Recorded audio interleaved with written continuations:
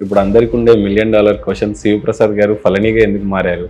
జీవితంలో నేను అన్ని విధాల పోరాడి అలిసిపోయాను, ఓడిపోయాను. శివప్రసాద్గా నేను ఏది సాధించలేదు.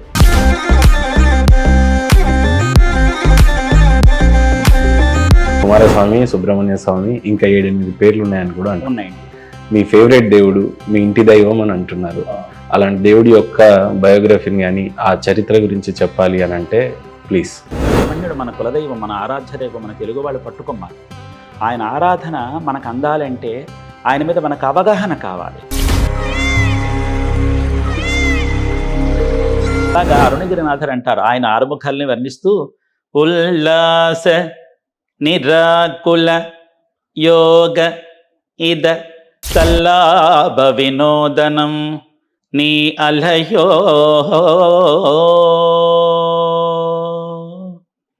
కానీ ఇక్కడ పూజ కంకర్యాలు చేసే విషయంలో సుబ్రహ్మణ్య స్వామి అని అంటే స్వరూప రూపంలో ఉంటాడు. ఏదన్నా పాపాలు చేస్తామేమో మనకి సరిగ్గా ఎలా సమకూర్చుకోవాలో పూజలు కానీ ఇవి కానీ తెలీదు అని అనుకొని ఎక్కువగా దర్శించరేమో అని నాకు కూడా డౌట్.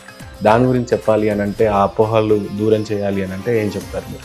తారకాసురుడు భార్యకి ప్రాణాలు దక్కించుకోవాలని ఈ సర్పజాతి ఏదైతే ఉందో ఆ సర్పజాతి దిక్కుతోచక భూమి మీద పరిగెట్టుకొచ్చేసింది.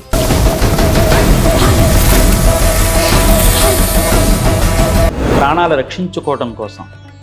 కానీ ఈ పైన ఉండేటటువంటి మానవాళికి ఈ సర్పాలు ఎందుకు ఇంత దాడిగా వచ్చేస్తున్నాయి, ఇవి మన మీద దండయాత్ర చేస్తున్నాయేమో అనే భయం చేత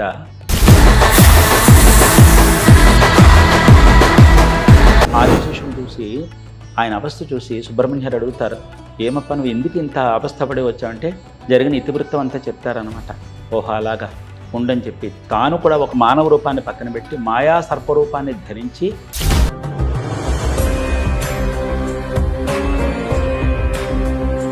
సుబ్రహ్మణ్య స్వామి గారికి ఎన్నో బ్రహ్మోత్సవాలు జరుగుతూ ఉంటాయి. అది ఒకటి కాదు, సంవత్సరంలో 1-2 సార్లు జరగడం అనేది చూస్తూ ఉన్నాం. స్వామివారికి ఏడాదికి 12 బ్రహ్మోత్సవాలు ఉన్నాయి. ఏడాదికి 12? ఏడాదికి 12 బ్రహ్మోత్సవాల్లో మొట్టమొదటి బ్రహ్మోత్సవం జనవరి మాసం నుంచి లెక్క పెడితే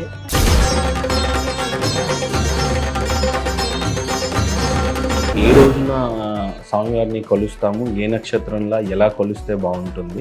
రోజుకు 6 కాలాల అభిషేకాలు ఉన్నాయి అయ్యవారికి, ఉదయం నుంచి రాత్రి దాకా కూడా. మీరు పళని వెళితే రోజుకి 6 కాలాల అభిషేకాలు జరుగుతాయి. తిరుచెందూరు వెళితే రోజుకు 4 కాలాల ఆరాధనతో పాటు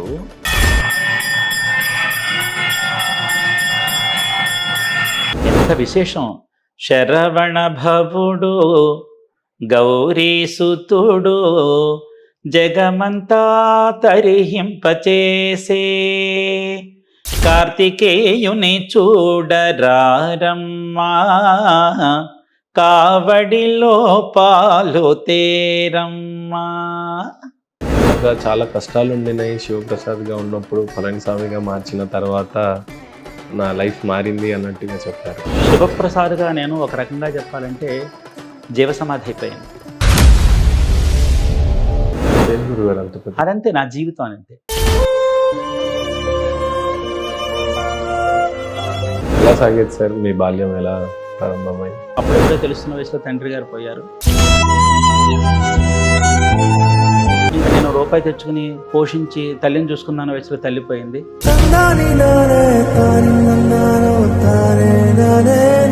ఈ వయసులో కొడుకుని తీసుకెళ్ళిపోయాడు దేవుడు.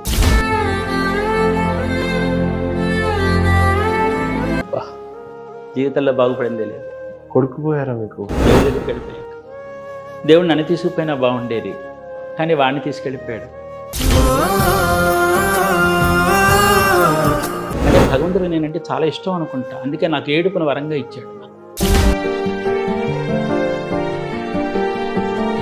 వాడు సెల్లో నొక్కుని చూసుకునేవాడు లుకేమియా అంటే ఏమిటో అని.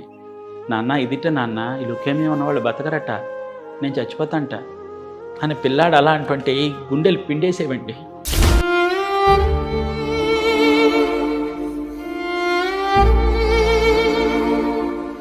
బాగా గుర్తుండిపోయిన జ్ఞాపకం ఏంటి పెద్దవాడితో, బాబుతో? బాగా గుర్తుండిపోయిన జ్ఞాపకం ఏంటంటే పిల్లాడు నా నుంచి వెళ్ళిపోతున్నాడని వాడికి తెలియదు. గురుగారు, తల్లిదండ్రులు పిల్లలు ఆ బంధం ఎలా ఉండాలి అని పేరెంట్స్కి చెప్పదలుచుకుంటే ఏమని చెప్తారు గురుగారు? ముందు వాళ్ళకి చెప్పాలి, జీవితం అంటే ఇది నాన్న, జీవితం అంటే అది నాన్న, అది నాన్న, ఇది నాన్న అని వాళ్ళకి చెప్పాలి. ఇలా చెప్పడం వల్ల ఏమవుతుందంటే ఒక దశలో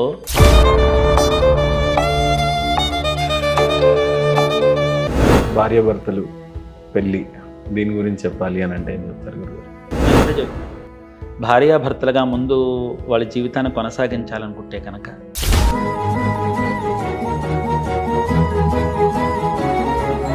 స్నేహం గురించి చెప్పాలన్నా, మీ స్నేహితుల గురించి చెప్పాలంటే ఏం చెప్తారు? నాకు చాలా ఇష్టమైనటువంటి బంధం ఏమైనా ఉందంటే స్నేహ బంధం అంటే నాకు గౌరవం అండి.